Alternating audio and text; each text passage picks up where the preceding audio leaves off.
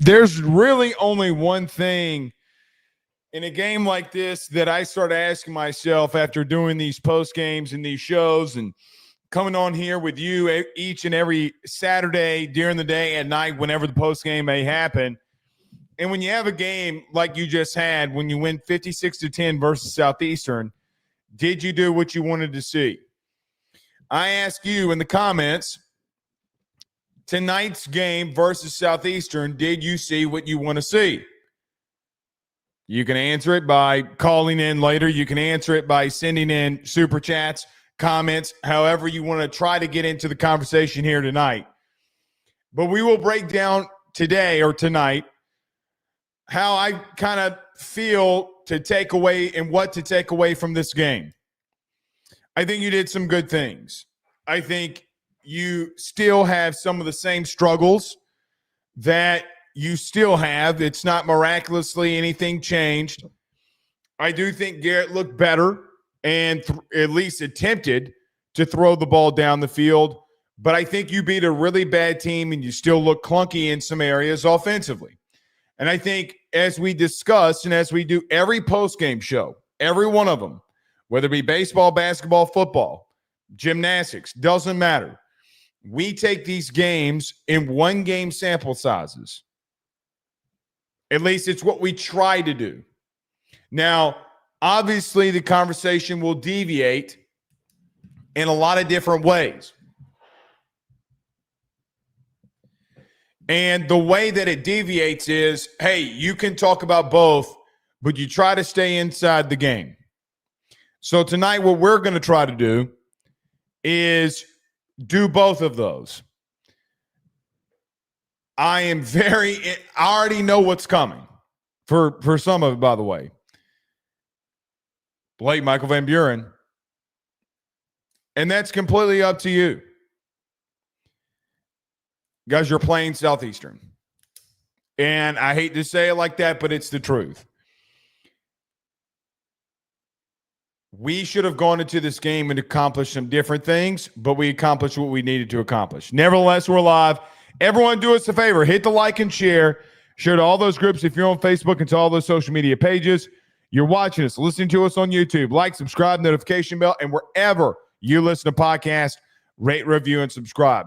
Every post-game show is brought to you by our good friends over at FanDuel. Go over to FanDuel.com today. Sign up today. I did.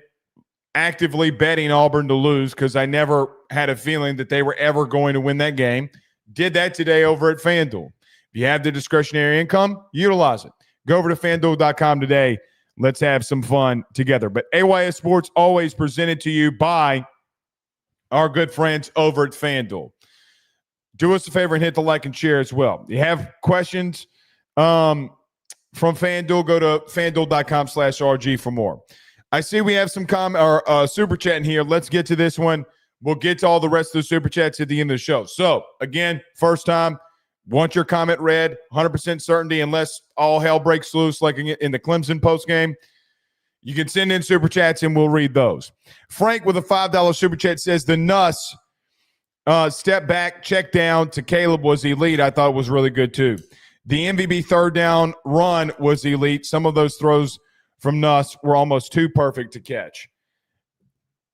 You got to catch the football. You got to catch the football. I understand being a little lackluster in some situations. You got to catch the football. And you're trying to get Nick Anderson involved. I don't blame you. I don't mind you trying to get Nick Anderson involved. You kind of got Chris involved when the game was meaningless to some extent. So if you're going to be in, you got to catch the football. And that's all I know. And I thought both quarterbacks looked really good tonight. Run game did not.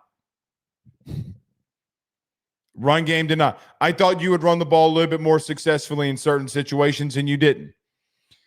Some of this, guys, we got to start calling it out.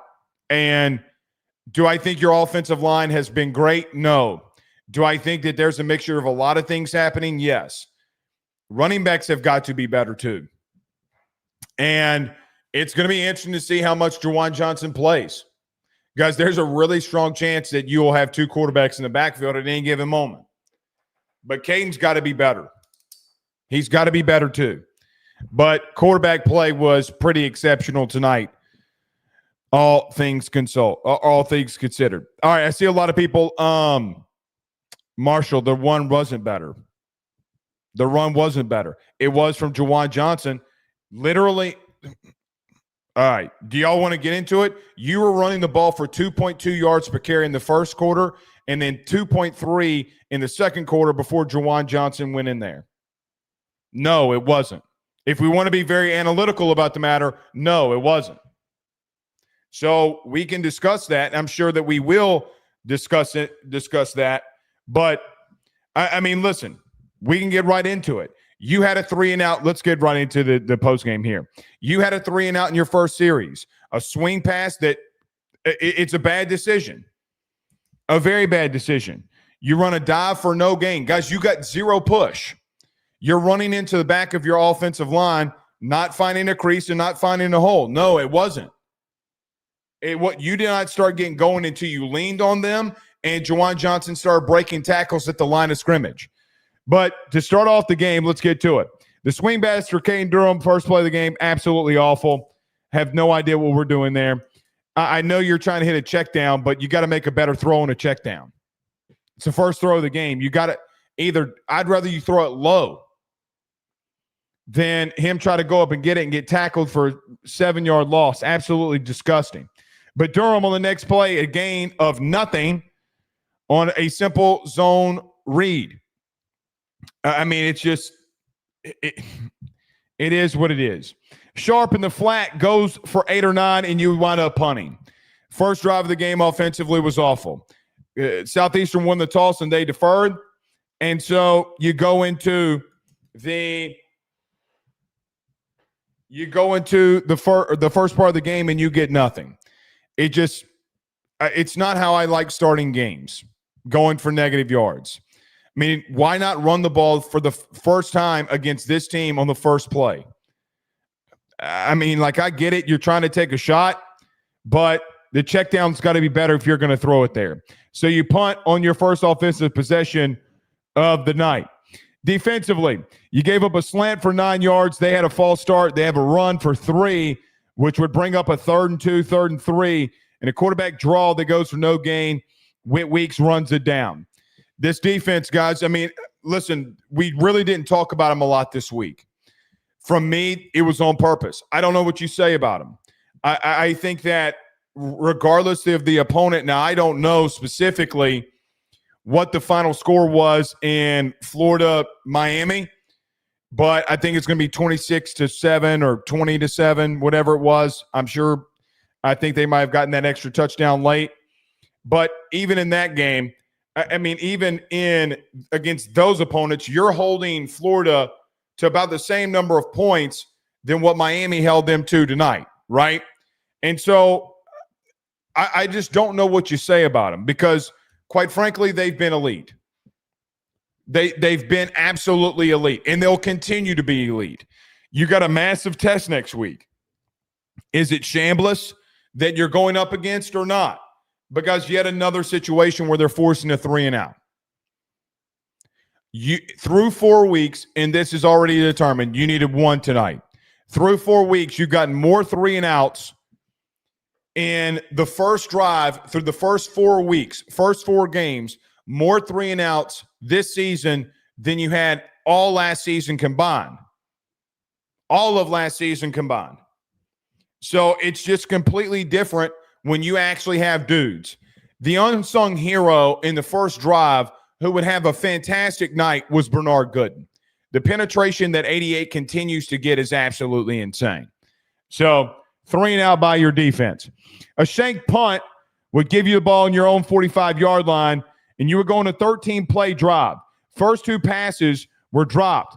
A hitch route to Barryon Brown is dropped, and then a deep drag by Aaron Anderson is dropped.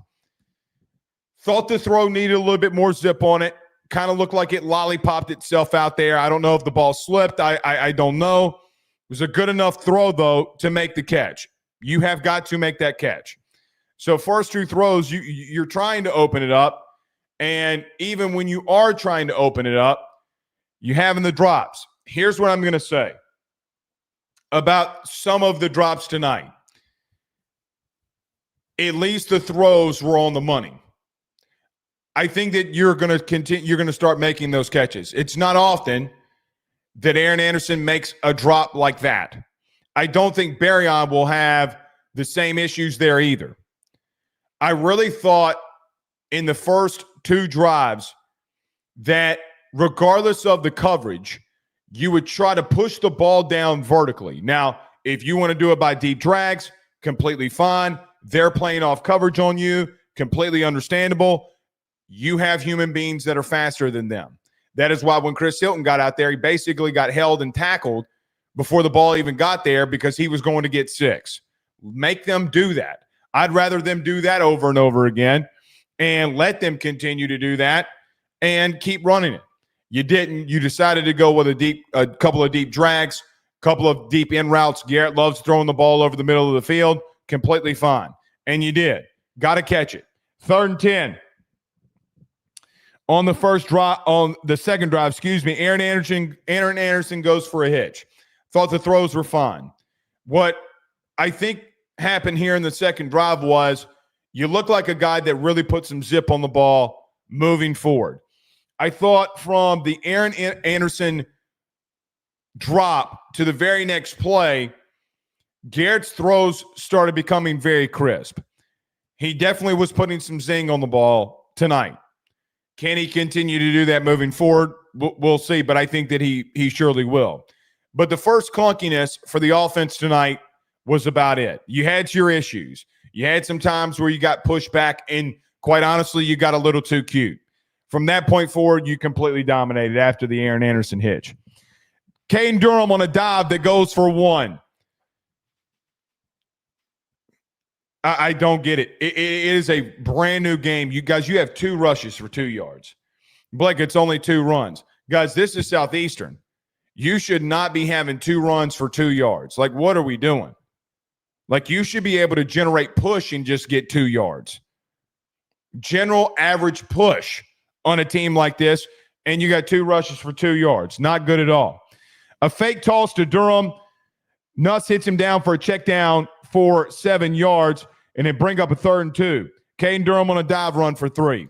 3 carries, 5 yards. Again, just wasn't good. Johnson on a dive goes for 2. Run game not penetrating anything. Johnson on a dive for 2. Brown on an out route for 7 yards would bring up a 3rd and 1. Quarterback sneak goes for 2, and you got a first down. So, look, I mean, you're methodically moving the ball down the field 2, 3, 4 yards at a time. Completely fine with that. Wish you would have just opened it up. They would later. Brown on a screen goes for 5 yards. A toss to Juwan Johnson goes for 3. Should have had a face mask. And you got 3rd and 3, 3rd and 4. Durham with a run up in the middle for 7. So you're just 3 yards in a cloud of dust. Couple of runs. I mean, you're still not averaging over 3 yards a carry. I mean, you're barely there at 2.8. But you're getting some yardage, which is good. 4 carries for 12 yards. It would be 3 yards. So you got 3 yards to carry there. Nuss, sneak, touchdown, Tigers would lead.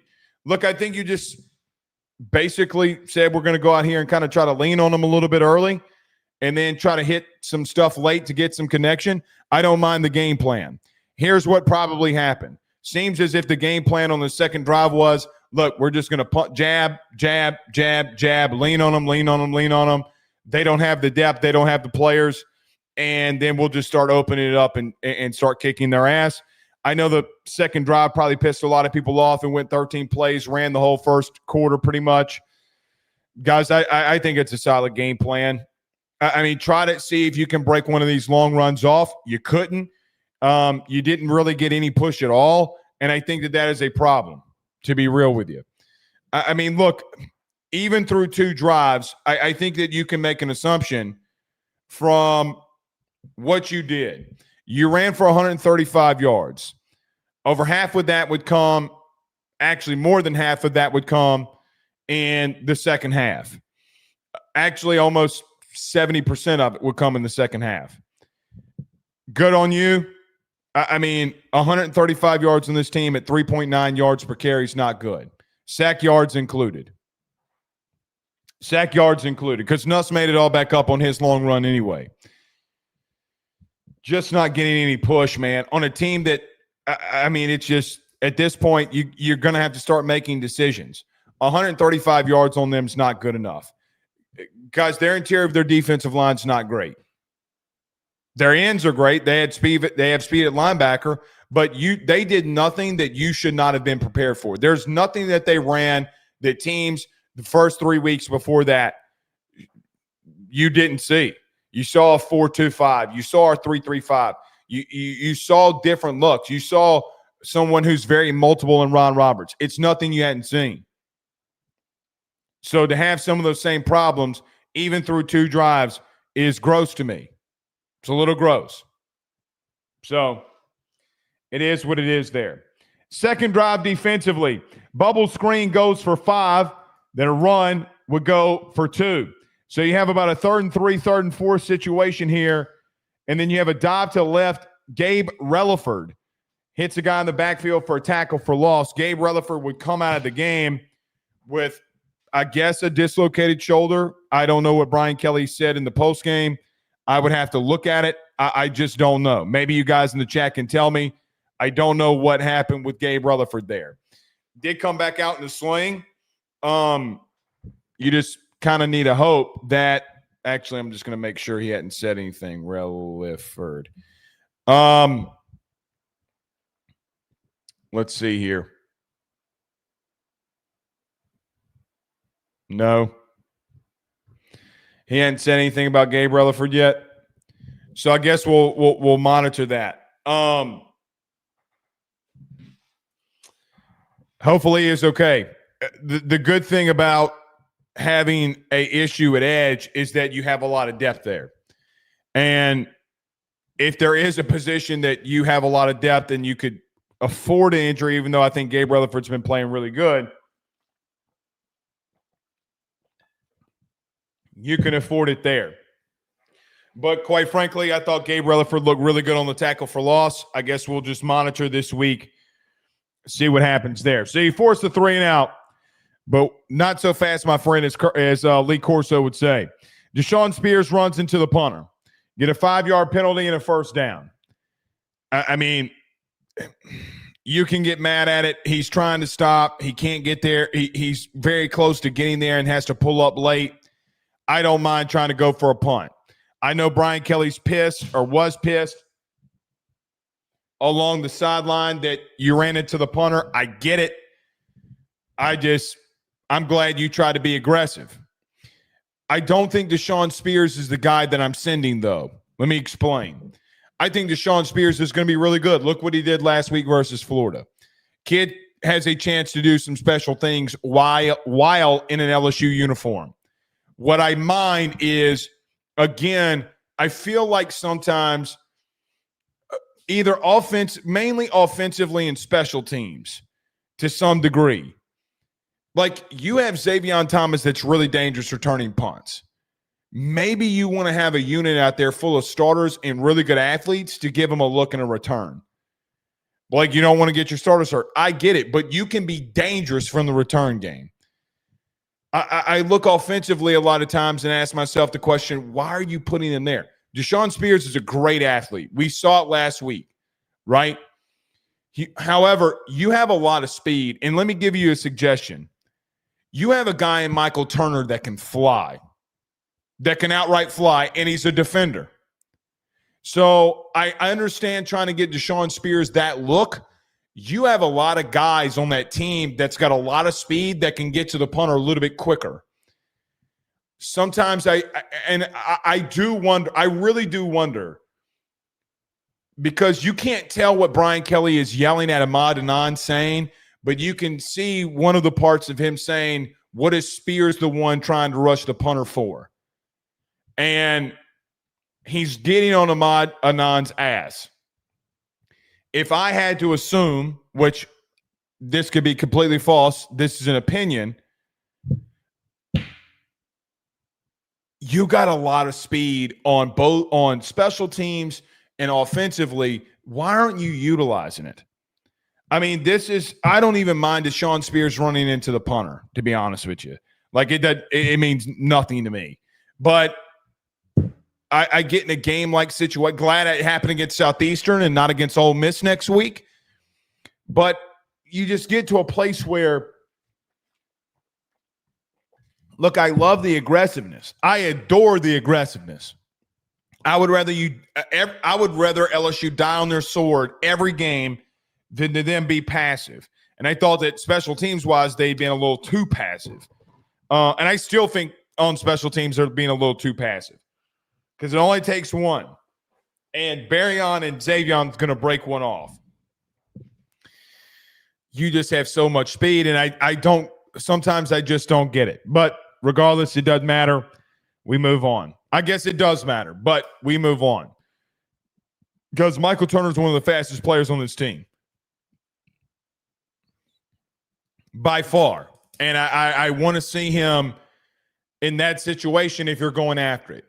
I think of, very quickly, I do think of Frank Beamer. And Frank Beamer, in week 1, when Virginia Tech played South Carolina, they did an interview with him. And and one of the sidelines reporter, said something like, how are y'all always so good at blocking punts? He goes, well, my team would run wind sprints every summer.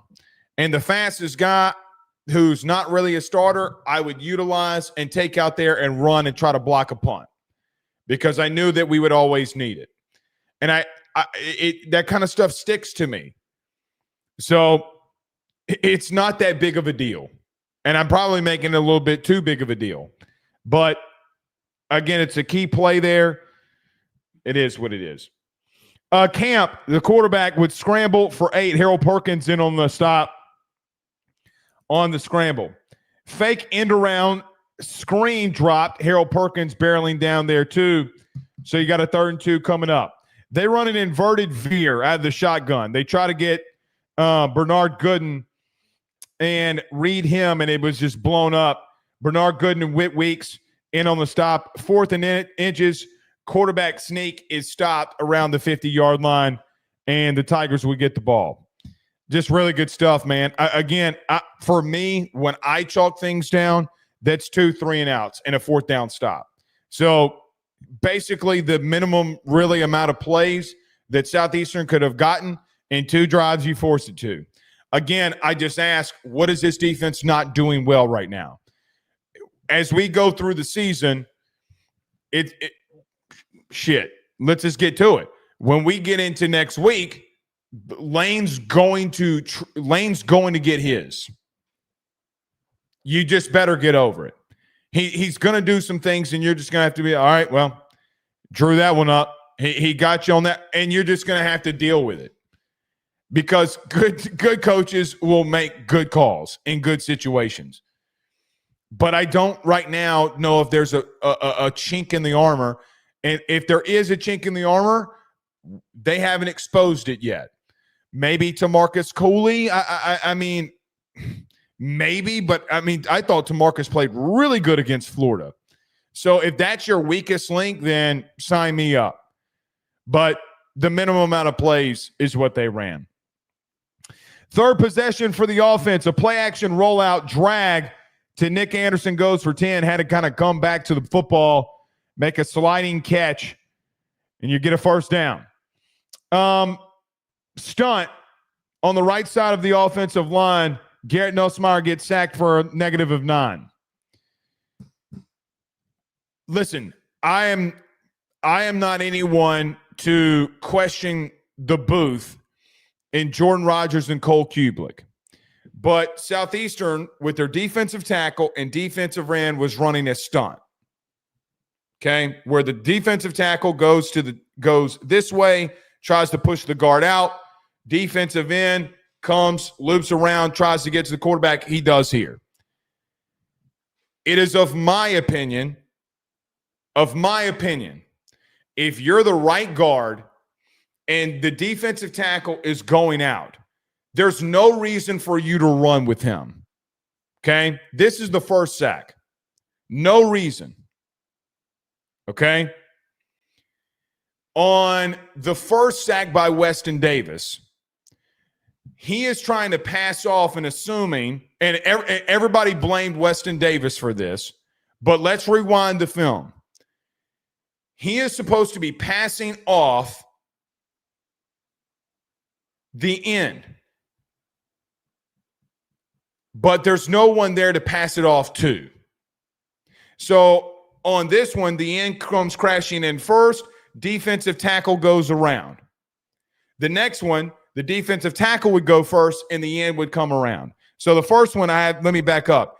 Defensive end goes in first, defensive tackle goes out. And there's no one there to take it. Weston Davis is going to get the blame. On your film studies, everything you see, I promise you, Weston's going to get this blame. But they did it on the replay. The guard's got to be there. And it's about time that Josh Thompson, who's played a lot of offensive line, understands that he's got to get that, or they got to get the call down. Because Josh Thompson was an all Big Ten guy at right tackle. He should know how to pick up a twist.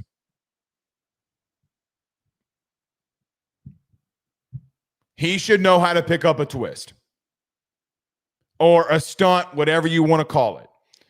I don't agree with the booth on them saying Weston Davis has got to get his feet moving.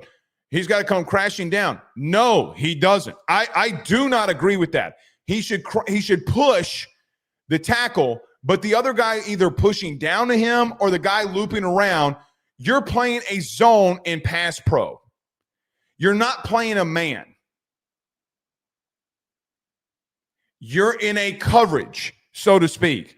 When you kick step, you are in a coverage. Unless you got something specific called on, you're not supposed to be running down the line as a tackle. That is supposed to be passed off. And it's not being passed off. It wasn't passed off last week when Garrett got hit against Florida. And it's on both of them. It quite simply is on. I don't agree with Cole. I don't think that Weston Davis needs to crash down. I've never heard that a day in my life. Now, he played offensive line in the SEC. The things that I was taught, which it's the only thing that I know. I've never heard that. I know that Rodgers was the one talking about it the most. Maybe he didn't hear. I don't know. But you play the zone, not the man. If they want to crash down, then take him. But the defensive tackle is not the one on the second one that makes the play. The end is. And Weston can't get to him because the defensive tackle is coming right at him. They got to pass that off. And quite frankly, to be honest with you too, Braylon Moore has got to know that he's got to slide to the wide side of the field when they have numbers. He cannot go to the weak side of the field. He has got to rely, and he's got to I get what he's doing. He's trying to protect Cohen Eccles, who I thought, and Paul Mabinga. I get it. But this, guys, next week, I promise you, Pete Golding is going to run that every fucking chance he gets. Every chance he gets. Pete don't give a shit about anything. If he sees some shit on film, you better be ready for it next week. I promise you, Pete Golding is going to do and replicate that exact thing that Florida hit on your ass, and that tonight you let Southeastern. What are you working on? Your quarterback got hit last week off of two of them. What are you working on? Josh Thompson should know better. Here's the thing. That's not a Brad Davis thing. Be honest with you, for either Thompson or Weston Davis. Because, guys, that is high school. Show of thumbs in the chat. If you played defense in high school, college, wherever you played it, tell me that you used to run a twist defensively, or you used to run stunts. You know exactly what I'm talking about. Put a thumb in the chat if you played offensive line and know what I'm telling you is 1,000% legit. I don't get what they're doing. That's not a Brad thing. You have the experience. You have the experience to where You should know better. So Garrett gets sacked for 9. I don't mind giving up sacks. What I mind is that I would rather you physically get beat. On the initial contact, it seems as if Weston Davis, and I have to go back and look at it because I don't know. Maybe I'm wrong here. I don't think that I am. But if memory serves me correctly, they're running a basic twist.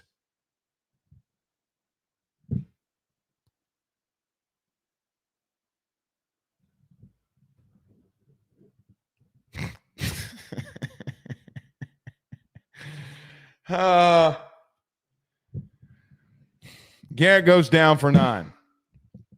Nick Anderson on a comeback is dropped along the far right sidelines, which brings up 3rd and 19. 3rd and 19, Nuss is flush. He hits a check down to Caden Durham that goes for 6.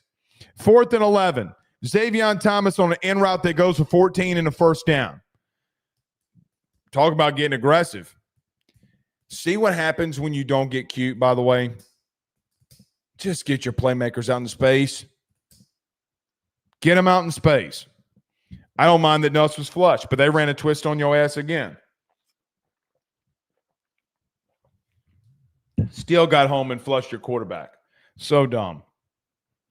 4th and 11. Look, Xavier Thomas and Garrett are finding a connection over the middle. I get you're pushing the ball down the field through the middle of the field, which is completely fine. Garrett likes making those throws over the middle, completely fine. Doesn't have to attack the boundary. At some point this season, you're going to have to, because if you can't, you're not going to go anywhere.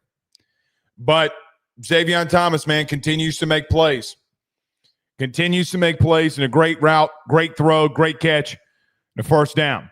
Johnson on a dive goes for 13, busted up the middle for a 13-yard run. Then you get a 5-yard run for a touchdown. You started leaning on them. Great game plan.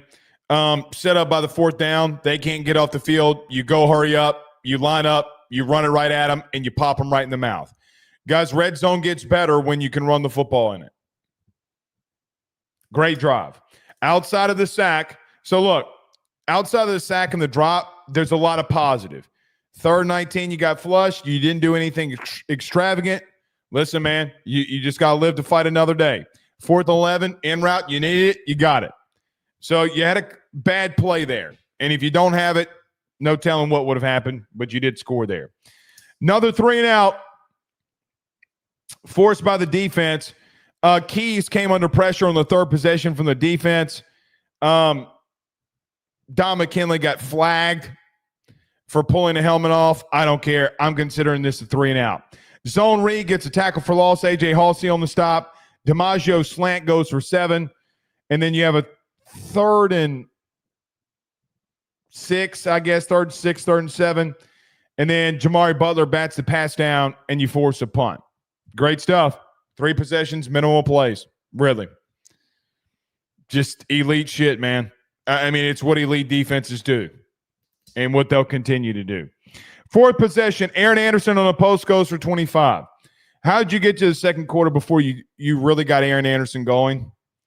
If you watch the show on Thursday, I brought up the point that I get Aaron Anderson had a drop, then had 1 catch, but what takes you a whole quarter to get him involved? And what I mean by that is, at this given point, you're up to well over double-digit passing attempts, and he's got 2 targets. I don't necessarily get it, really. He should probably have a 3rd of those in a game like this. But a post route goes for 25, just best receiver on your team. And I think he needs more targets, and I think he needs more touches for what it's worth. So really good route, really good throw on the money to Aaron Anderson. Really good throw by Garrett there. Xavier Thomas in the backfield goes for 6. I don't know if you don't need to ask Nick Anderson and Chris Hilton to step up and start getting Xavier more involved in the running game. He'll find the hole. Pause. But he will. And I hate to say this. I don't know if Caden Durham doesn't need to, you might need to get Jawan and Xavier more involved in the run game. And I hate to say that, but guys, it's just the truth. Juwan can't fumble the football like last week, and ball security will be a big deal. But I like what I see from Xavion in the run game. Always have. He's very versatile, and I think it makes you dynamic. You're going to need to do some play actions and some creative stuff out of the backfield with him. When you motion him back in there, you're going to have to throw on the ball out of the backfield for them to respect it. And if Juwan's back there, you can be really creative. Don't be too cute, but you can be creative. Caleb Jackson on a check down goes for 5. Garrett was under pressure, made a really good read, maneuvered inside the pocket, goes for 5. Really good stuff by Garrett. I thought Frank brought this earlier in the super chat, said it was elite. I agree. I thought it was really good stuff. Had a lane, kind of got closed, backed up, knew where his check down was, made the throw. That's really good stuff by Garrett. Screw it. Let's get 5 yards. I'm under pressure. I got a check down right here. I'm going to throw it. It's going to be complete. Let's go get 5 yards on first down. Really good stuff. Very next play, Nick Anderson on a post for a touchdown that gets dropped, or in the end zone that gets dropped.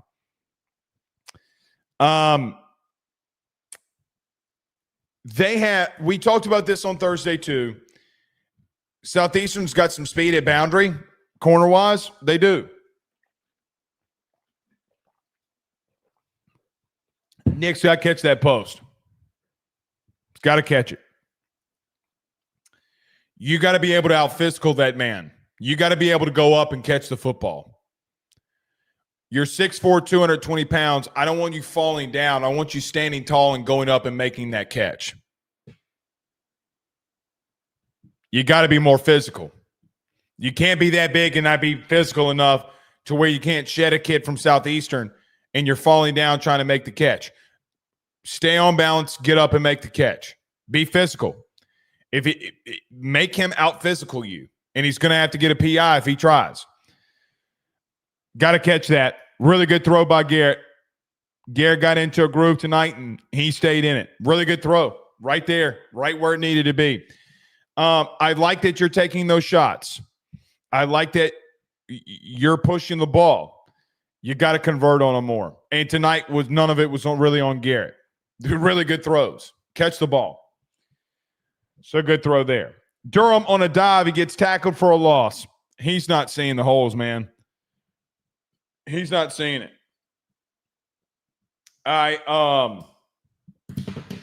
He's just not seeing it. I don't know what else to say. I mean, I don't know right now through 4 weeks if and Caden can do some good things, but man, I mean, the positive yardage you're getting right now from the run game perspective is going through 8 and it's going through 0. It's not all on the offensive line. The one on the 4th possession and big bold numbers, I'm like, misses hole in my notes.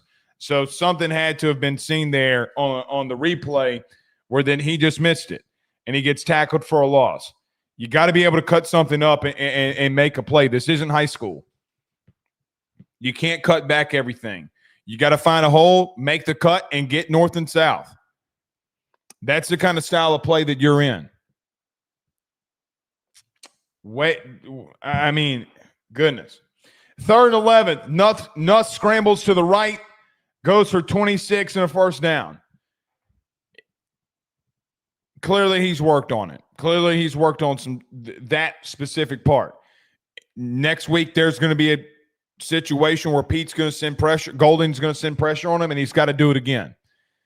I don't need him to go for 26. I need him to go for 11 and get down. But really good run. Very good decision. Against Louisiana Tech, Garrett Nussmeier did not make that decision. Could he have not have made that decision because he was hurt and kind of banged up? There goes my computer. Very much so. Very much so. Could have been the reason. Glad he ran tonight. Garrett's got more athleticism than he wants to give himself credit for. You don't like taking those hits, then don't take them. Then you better go right You don't go left. Go right. Because clearly Nuss is better from that position. Really good run. Juwan Johnson on a dive goes in for a touchdown. Tigers start dominating here. Good drive. A post route. A couple of good runs. A good check down. Garrett makes plays with his feet. Nick Anderson's got to catch the post. If you have the post for a touchdown, you don't get to see Garrett Nussmeier's fleet-footedness. The problem is that there was a negative play. A lot of positive. A lot of really good runs. Really good throws. Throws that need to be caught, and your quarterback got out of pressure situations and made a really good run. I don't know what they're going to do with this running game, y'all, because I don't know what all the statistics were for every other team. You're still going to be in the hundreds in rushing. Tonight, you should have padded your stats. You can't really break one. I want to see I think Garrett Nussmeier's 26-yard yard run was the longest tonight, but from the running backs, I wonder what the longest run was. Maybe 16 yards by Juwan Johnson. Caden Durham, 7 carries, 17 yards. 7 carries, 17 yards. Fuck. Might need to get 8-0 involved in the game. And did not think in the beginning of the season that I was saying that, but it is right now inevitable. Because you have 1, 2, 3. No. 1, 2, 3, 4. 3 of the 4 running backs don't against Southeastern in yards per carry don't have over 5. Harlan Berry, 7 for 28. Caden Durham, 7 for 17. Caleb Jackson, 2 for 6. And the others are Xavier Thomas, Garrett Nussmeier, Juwan Johnson, who is the running backs, and Barryon Brown. It's not good enough. I mean, you could say it was better because this is not a good football team that you just played. I come away with what's like, man, you just have no determination or no real answer to running the football right now.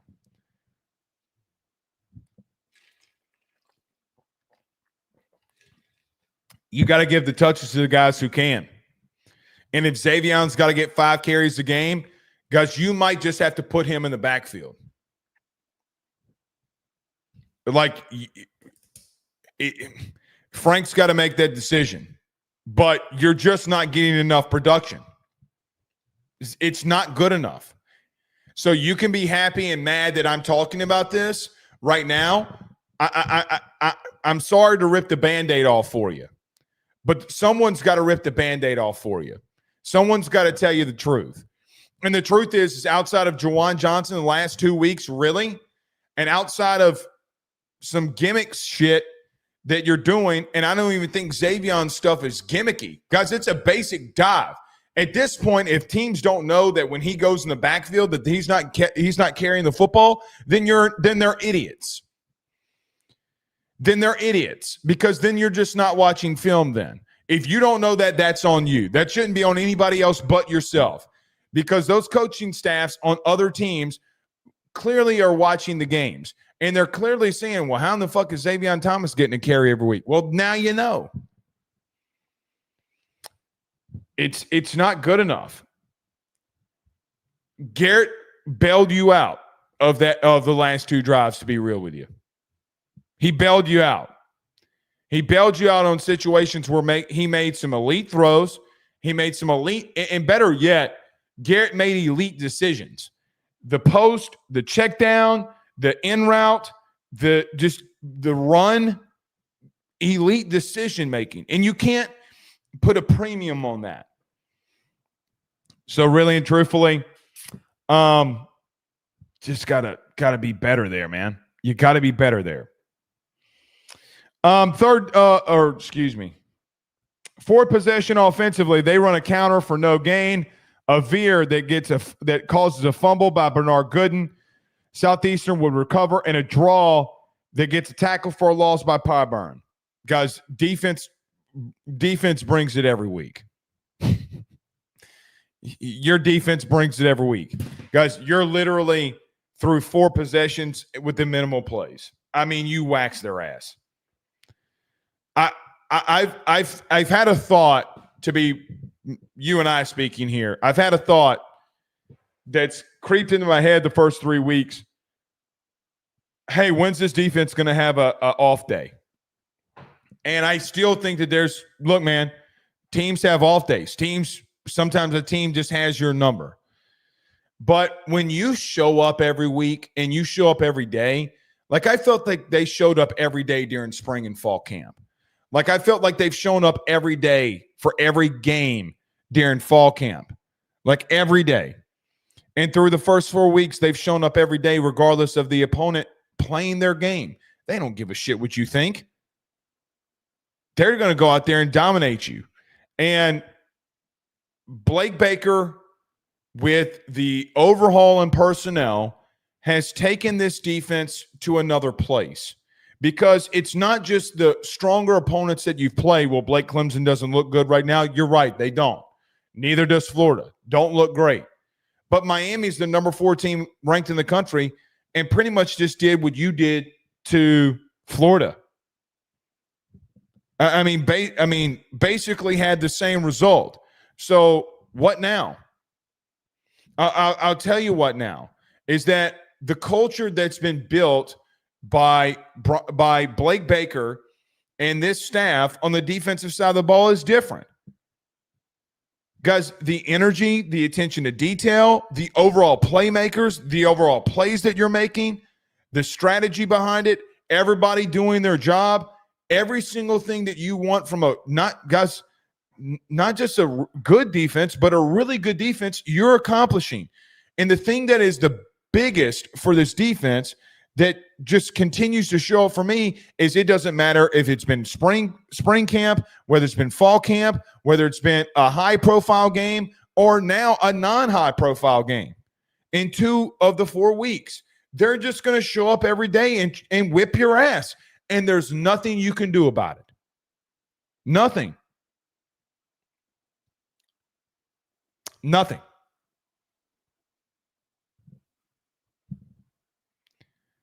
I don't know what else to say, really, other than you're elite there. All right. Let's get to the next couple of these, and then we'll get to some Michael Van Buren drives here too coming up. 5th drive for the offense. Pass interference on a post route to Chris Hilton. Just got tackled him before he should have. I mean, why don't you keep going back to that? If teams are going to keep causing PIs on them, keep going back to it. Sharp on a drag goes for 5. Hitch to Barryon Brown goes for 10 and a first down. Brown on an in around goes for 9. RPO to Thomas is missed. Looked like a PI got missed there, but it is what it is. 3rd and 1, Proctor tackle for loss on Caden Durham. They ran a stunt on a 3rd down, and you missed it. How do you miss a stunt on zone blocking schemes?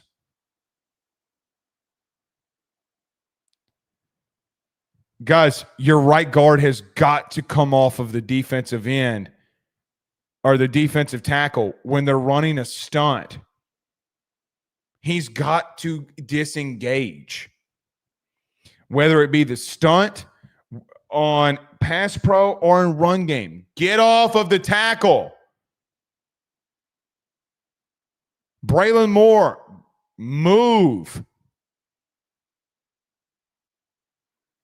Guys, this is basic elementary stuff. This is basic. And then Durham gets tackled for a loss.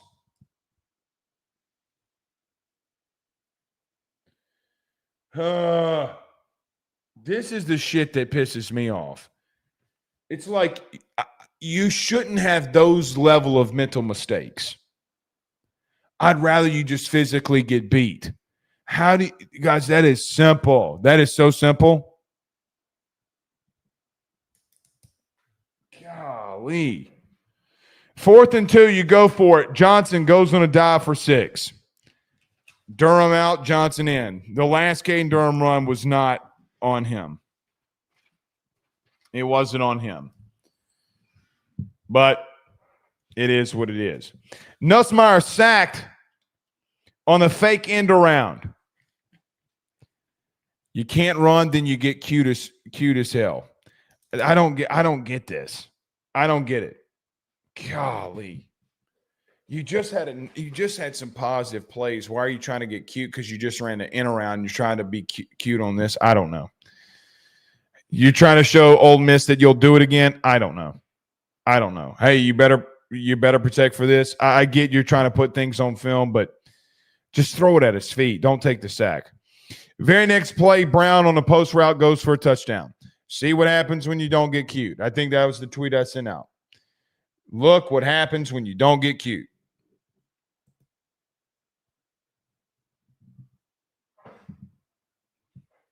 Good things happen. Good things happen. Possession right before half, you had a kneel down for Southeastern.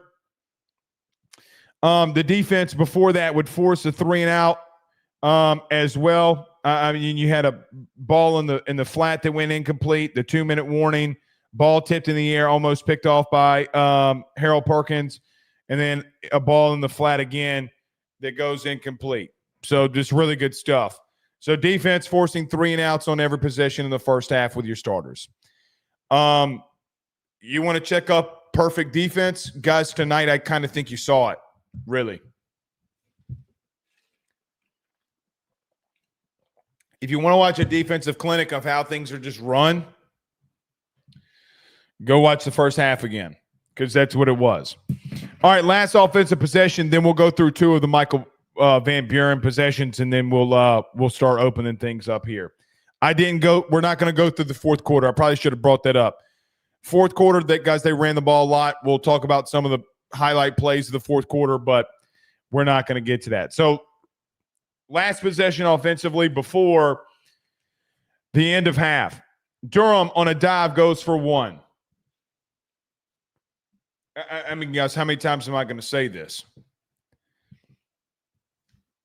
I mean, it's inevitable at this point. Either it's an O-line issue or it's a Caden Durham issue.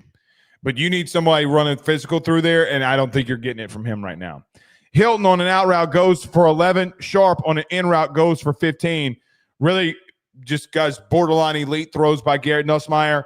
You get 2 back-to-back. Hilton on a screen goes for 8. Glad to see Chris Hilton getting involved there. I want to see him more. Aaron Anderson on a hitch route goes for 11 and a first down. Caden Durham on a run for 3. It just pisses me off every time.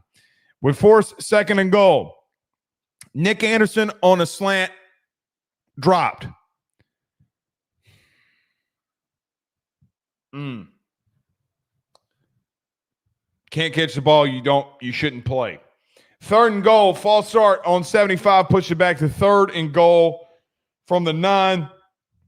Garrett Nussmeier flushed and hit Xavier Thomas for a touchdown. Flushed left, really good play by Garrett. Want to know if somebody's ab or torsos are working or feel good? When the play where Nuss is flushed left and makes a really good throw to Xavier Thomas, I think on a frozen rope, I think is a really good sign that he's feeling fine. So that'd be really the last core stuff that we'd see from Garrett there on a long drive. He would come back.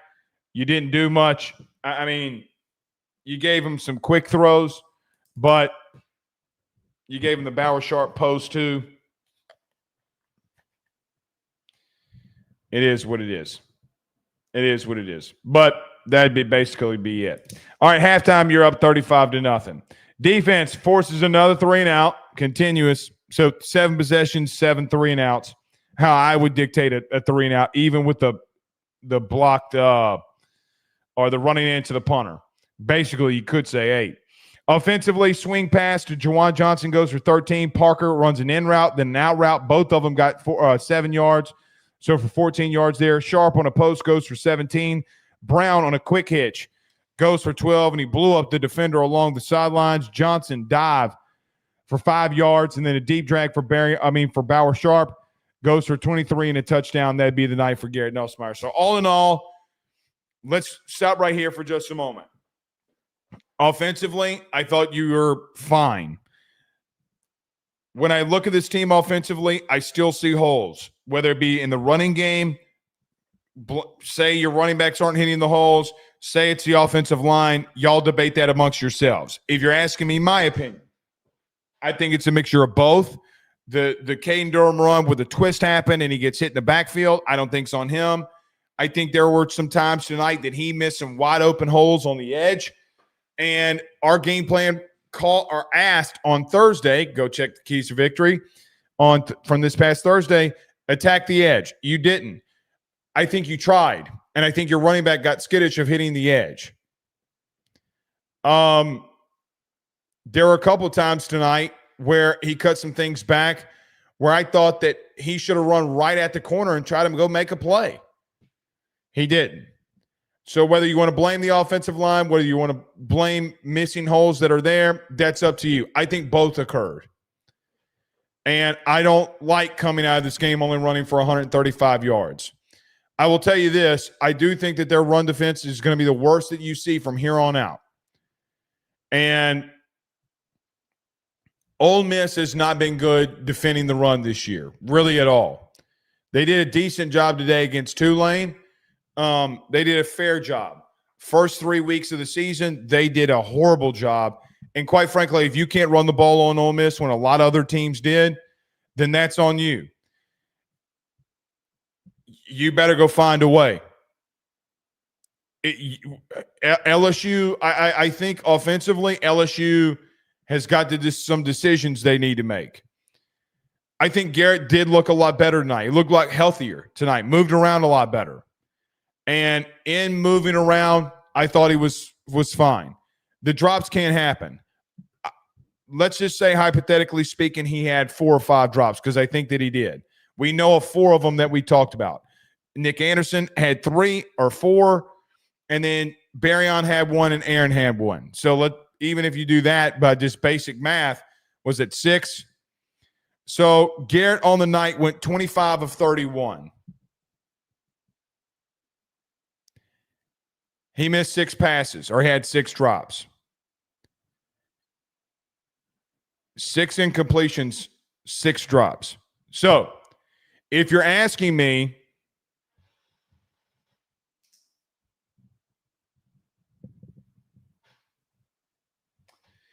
that Garrett Nussmeier looked very efficient tonight, well, I think he looked extremely efficient.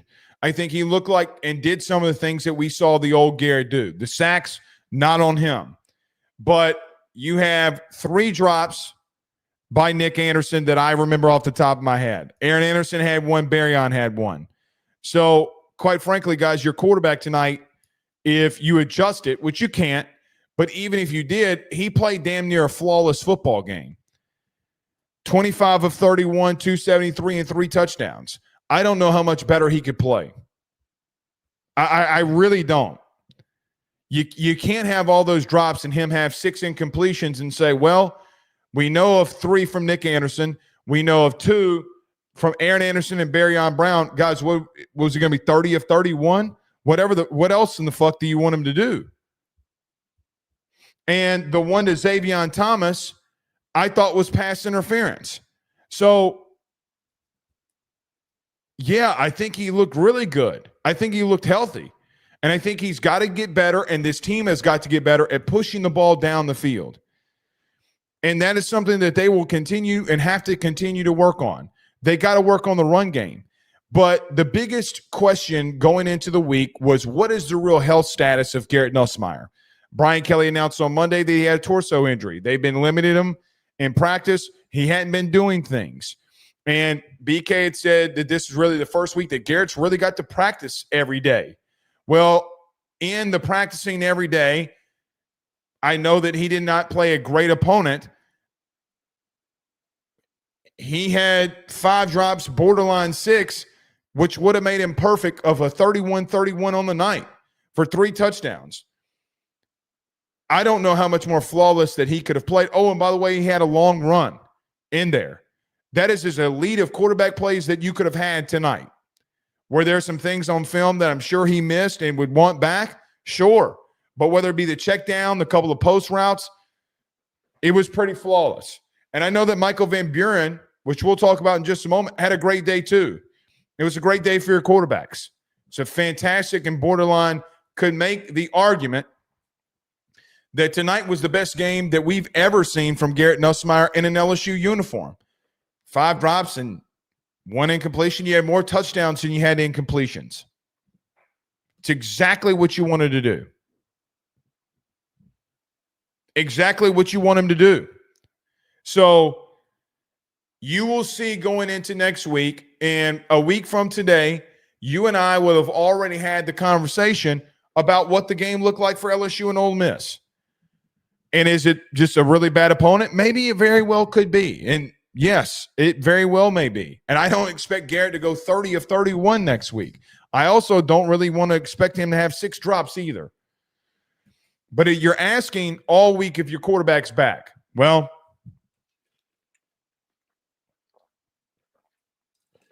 yeah, I think he looked really good. And I don't think it's the opponent, really.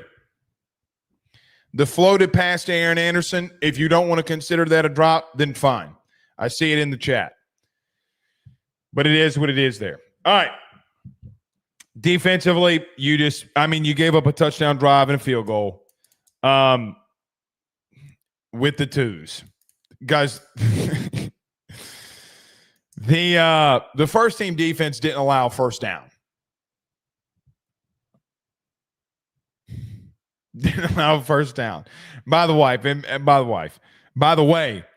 my wife cheered very loudly, by the way, for all of you want to know the allegiances of tonight's Ruffino household.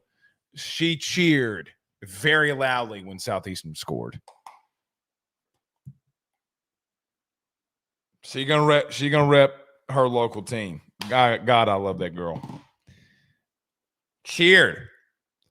All right, let's get to Michael Van Buren before we get to some other things. By the way, Michael Turner with a couple PBUs. How about that? Michael Van Buren hits Parker on a hitch route, Barry on a couple of runs. Michael Van Buren would scramble, holding on 57, Carius Kern. Let's talk about a couple of things really quickly. Let me back up, actually. Coming into the second half here, and on the first drive, I didn't bring this up. DJ Chester came in at right tackle. I thought DJ looked good on that drive, on that touchdown drive.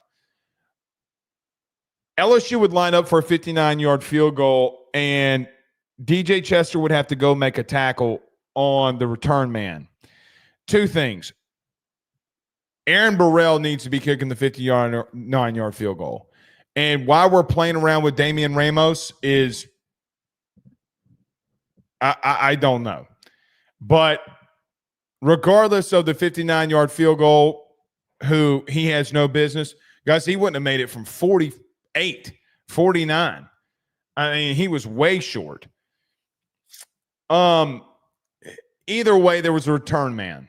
And DJ Chester got called for targeting. So he's got to miss the first half versus Ole Miss.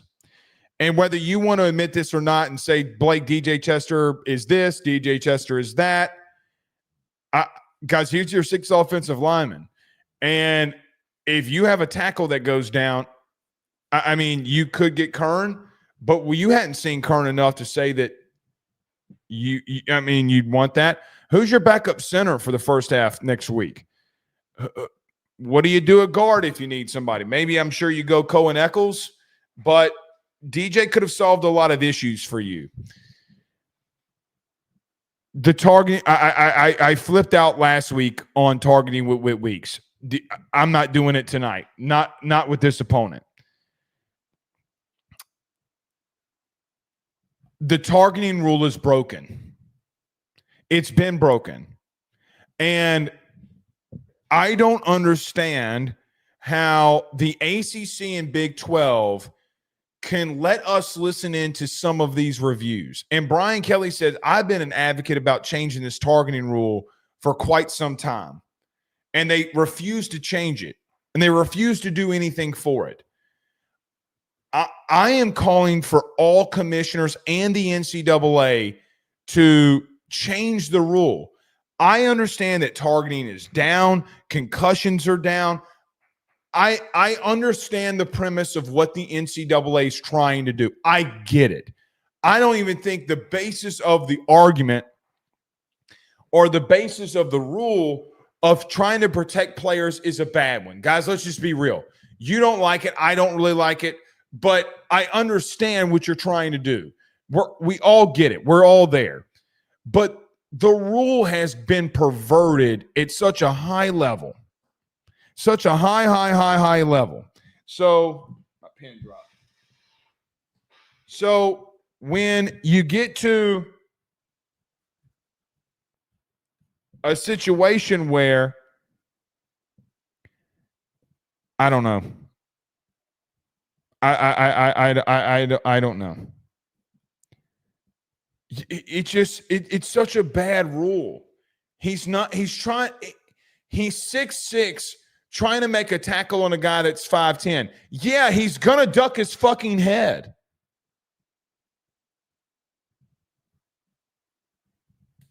I mean, like, what are we doing?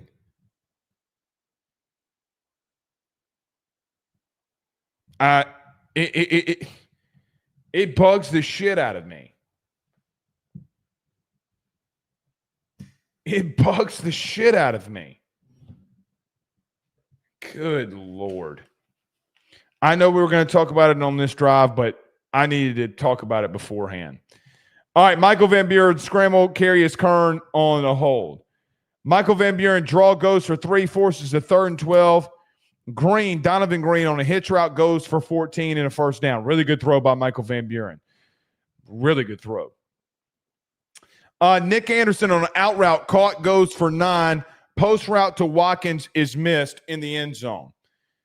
I love the decision by Michael Van Buren to force the ball deep. He doesn't have any room to step into the throw and make a good one, but he's got enough arm strength to get it there.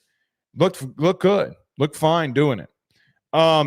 Guys, God, knock on wood, if there's ever a situation where Garrett goes down, Michael Van Buren's coming in here to sling that hoe. So you better get ready for it if that, God forbid, that ever happens. MVB had a good night.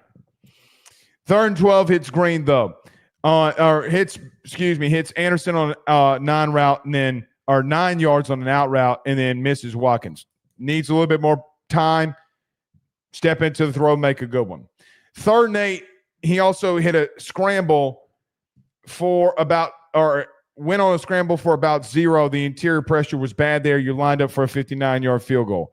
Again, we talked about it. I don't know why you're not bringing in Burrell. You got the second team out there anyway.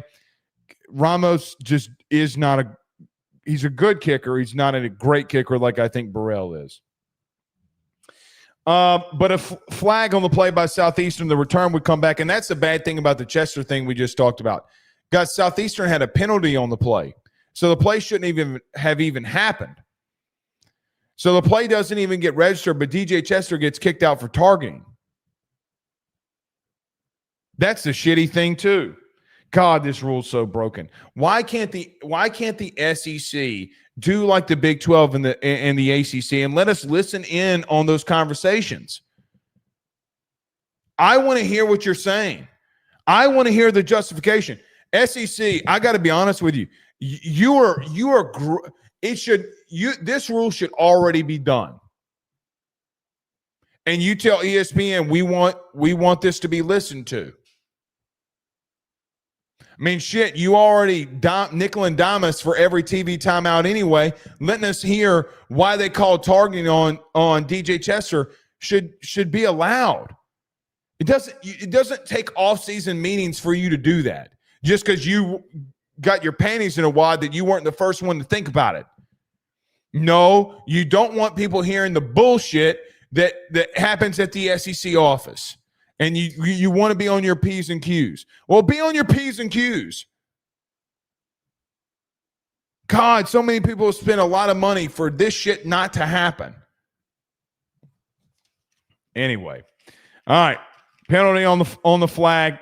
Michael Van Buren, when they get up and scramble on a 4th and 9, hit a couple of spin moves and goes for a first down.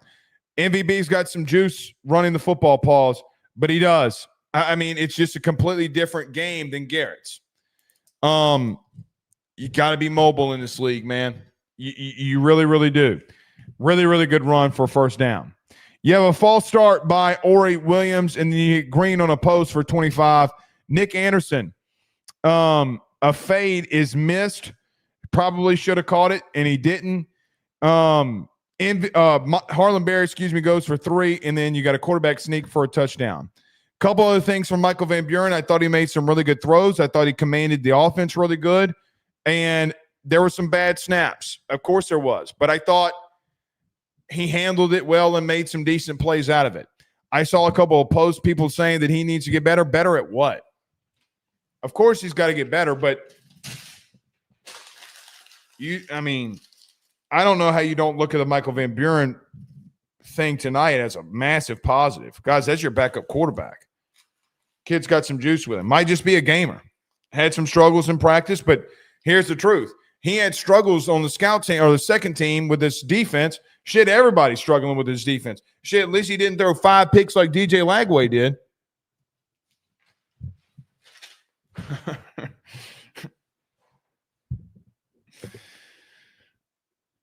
So it's just the truth. All right. Let's get to a couple super chats before we get to some live phone calls here. Frank Castle says you'll highlight some negatives here, but this game had some cool stuff. I mean, I felt like I was pretty reserved on the negative stuff. I don't care if it was Southeastern. This team needed to show some things and get some live rounds. Yeah, I think, like I said, I thought a lot of things were positive tonight. A lot of real positive things for you. A lot. I mean, basically, I think your quarterback played at an elite level tonight. I think it was the best. I think it was the best game he's ever played.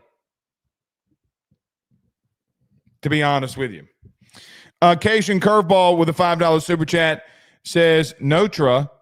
They scores enough for me. I'll shut my mouth. Better do it in big games though. Go Tigers from Seattle. Look. I just said this all week. There's not really anything for me that they could have done that changes my mind about the run game. The passing game, on the other hand, they could.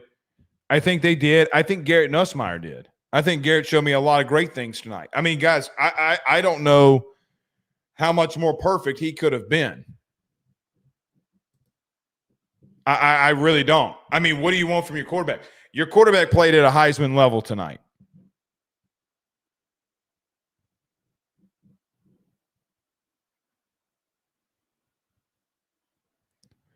He played at a very Heisman level tonight, at least in my opinion, he did.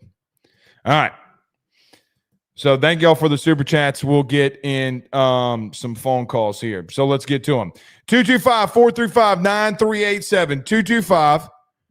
225-435-9387 is the phone number. We'll put it inside the chat, and you can have it. Again, every post game is brought to you by our good friends over at FanDuel. All of AYSSports' content is brought to you by our good friends over at FanDuel. Go over to FanDuel.com today to sign up for more. Any more super chats? No? No more super chats? Okay, good. Good.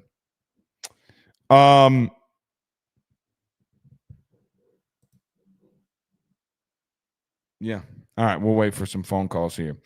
Burrell says Nola P must be cheeks in practice. He's not. That's the thing. All right, you're on the phone with Blake Rufino. This is the AYS postgame show. What'd you think of the game? Hey, Blake, this is Faisal. How are you? Good, man. What'd you think of the game? I mean, as expected, right?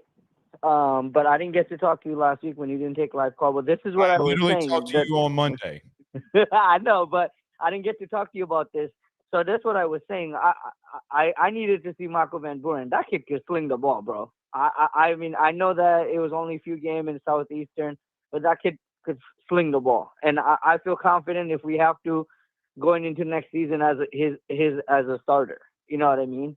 That's number one. Number two, most importantly, two things. The O-lines, bro, Weston Davis got to be benched. I'm sorry. You may not agree with me, For but whom?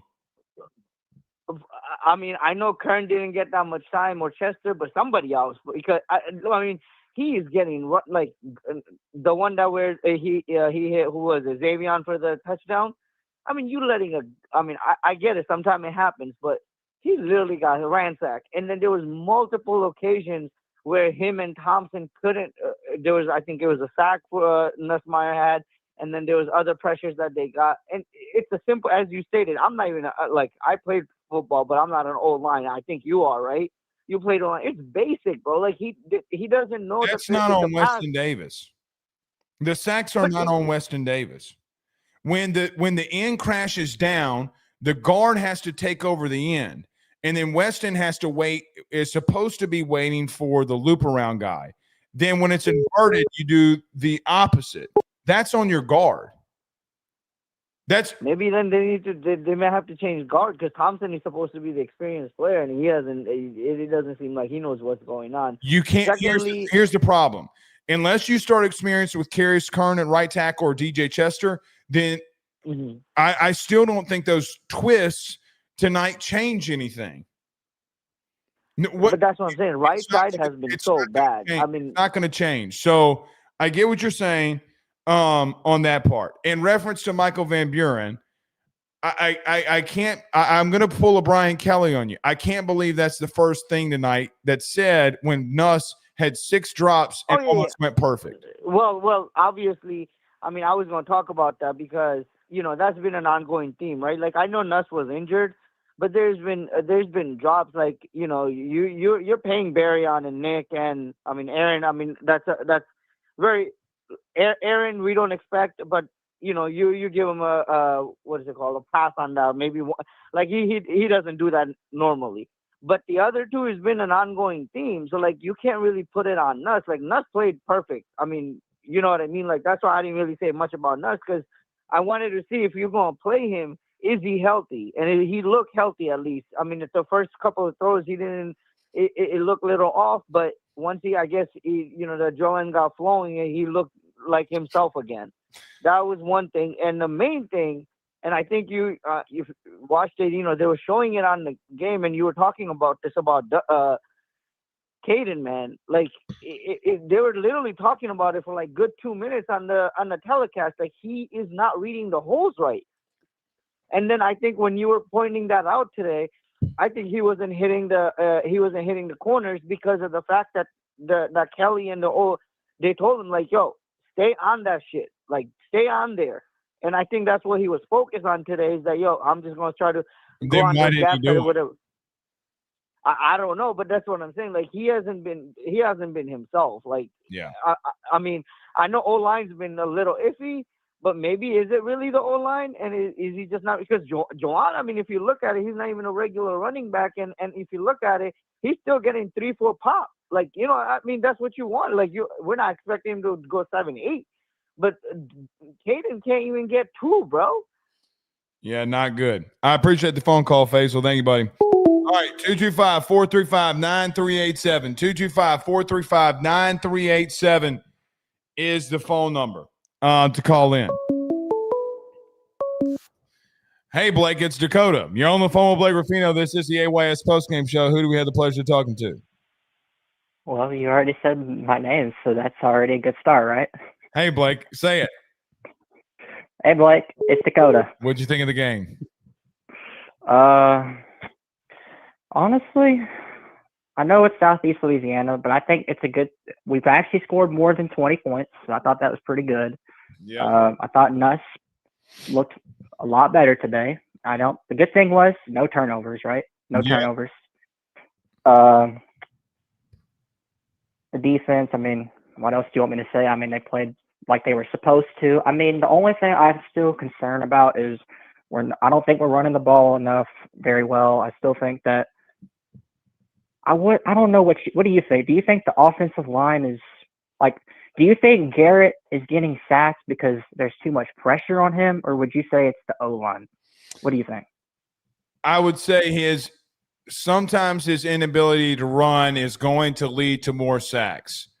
I do think it's the offensive line. I also think that there is a mixture of stuff of bad O-line play, and I think when you saw like Michael Van Buren come in, some of those runs change things. When you have a non-mobile, a guy that doesn't really want to be mobile, you're just gonna have more sacks, right? Like I'll give this example. God bless him, but Joe sometimes stays in the pocket too long to make the tough play. And sometimes you just got to get out of there. I think, like as an example, I think Joe's biggest weakness is he stays in there too long, right? And so I think Garrett stays in there sometimes too long. I understand he's trying to read. There's a lot of shit going on, but sometimes you're just going to give those things up. I think that the right side of your offensive line has been an issue. I think I was the only one really talking about it being an issue during camp, and it continues to be an issue. I thought that the right side of the offensive line, and I tried to hint this a lot during camp, and basically damn near said it, I thought that it was worse than what the left side was. And they were rotating that left guard, which, look, again, I get it. But I don't think you're good there right now, and I think it's communication. I think what you saw, too, tonight was Brian Kelly said that they're going to go out of a three-point stance. He's trying everything. They're trying everything. So I don't know. I mean, but you ran for 135 yards on a team that's not great. And that's the right. And go ahead. No, I'm done. I mean, it's the Garrett Nussmeier had your longest run. I mean, I would have came into the week on Monday after Brian Kelly's press conference says, hey, the guy with the torso injury is going to have your longest run. You're going to be like, well, what in the hell are we doing? Well, I agree what you were saying. What I was trying to say was, I wish we had plenty of Joe Burrows. I mean, I'd love that, but I'm not saying Garrett needs to be Joe Burrow, but I mean, Joe Burrow, I mean, he's not Jaden Daniels, but I mean, at least he knew how to extend the play. Like, I know Garrett's nowhere near like Joe Burrow, but like, I feel like Garrett, you know, he like when he throws the ball, like he can make some really good throws. Like he can make elite throws. It's just like when you had last week against Florida, when I don't know if he thought that was when, you know, the interception he threw. I don't know if he thought that was on the defense. Like that, we just can't have against a team like Ole Miss next week because, you know, they're undefeated, and I think this might be a top 10 matchup next week, will it? Probably so, yeah. But yeah, man, I mean, I thought defense played great. I still think that we still got to improve in the running game. I mean, penalties, we got to clean that up for sure next week because we're on the road. And Lane Kiffin, we already know how he is, so we need to get ready for the memes and tweets, and we need to go out there and beat Lane Kiffin. I got you, buddy. Thank you for the phone call. All right, 225-435-9387. Brian Kelly said in the game that Caden Durham's got a sprained ankle. You're on the phone, or sprain in his ankle, yeah. You're on the phone with Blake Ruffino. This is the AYS Postgame Show. Who do we have the pleasure of talking to? This is Michael in Dallas. How's it going, Blake? Good, man. What'd you think of the game? Man, I thought all in all, you look pretty good. I'm a little concerned about the rushing, but I had one question for you in regards to Gabe Relaford. Okay. Did you get a better look at the injury, and do you think he's going to be in there versus Ole Miss? I didn't really get a great look at it. The only thing that I saw really was he kind of got hit from behind, and he was out in a sling. I guess he kind of pointed at his shoulder like it was dislocated. But I don't – as of right now, I have no clue because I wasn't in BK's postgame. Okay, and a little follow-up question is that who steps in immediately for him if he can't go, you think? Peyton, Pyburn, and Butler will be there. All right, Butler's doing better now? I mean, I don't think he's played bad really, but I mean, I don't know about Relaford in reference to if he's going to be out, but I think that you would just have to give some of those guys some more snaps. I will tell you this. I do think a injury at edge does limit if you ever go out of I formation with Jack Pyburn, though. Because you can't. Yeah, I don't want to hurt him. Yeah, exactly. So, again, I don't think that was the decision tonight, or not to do it. But I also don't, I think you got a lot of depth there. They should practice Zach Weeks out there at the fullback position every now and then. Yeah, Zach might be a little light in the britches, but I don't. But we'll see. I think they're going to try to show some things against Ole Miss next week. Okay, man. Well, I can't wait to see it. Keep watching the show. Love you, Break. Thanks, man. Have a good one. 225-435-9387. 225-435-9387 is the phone number to call. As I get older, these damn postgame shows get longer too. I remember we used to be in and out of here in an hour. Shit, last week's was 2 hours and 30 minutes. Tonight's an hour and 30 minutes. But it's all good. It's all good. 225-435-9387. Corey Rogers says, hopefully Harlem gets some more carries versus Ole Miss with Durham being banged up. If they game plan around him, it could probably stun Pete Golden's defense. Could. I mean, I would assume that Juwan Johnson's going to get some carries.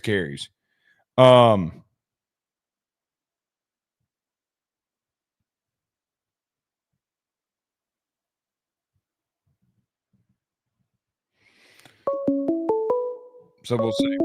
All right, you're on the phone with Blake Ruffino. This is the AYS postgame show. What did you think of the game?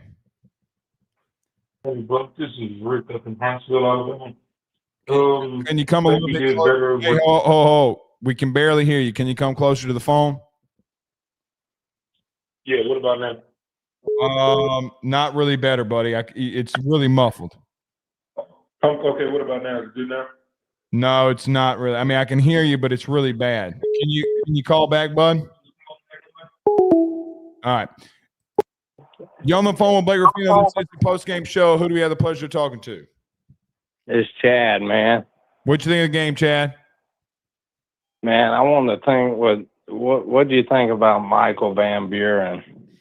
I thought he looked really good. I think he looked really, really good.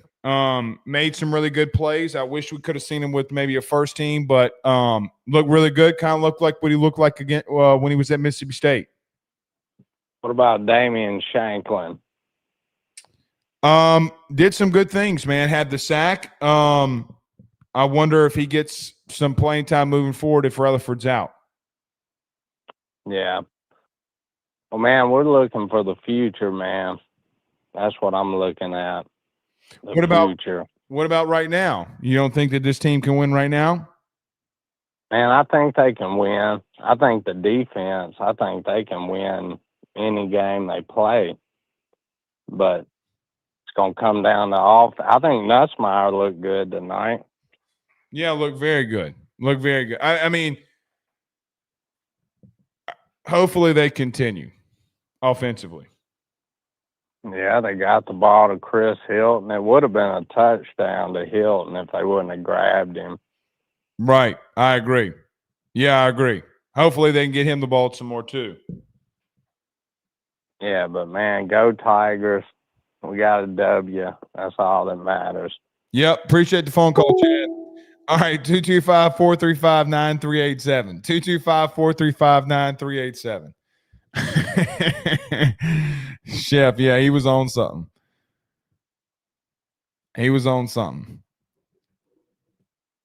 Man, we used to a long time ago. We used to clip all of these and put them together, and man, that shit used to be so funny. I don't know why we stopped doing that. Shit used to be so damn funny. Golly.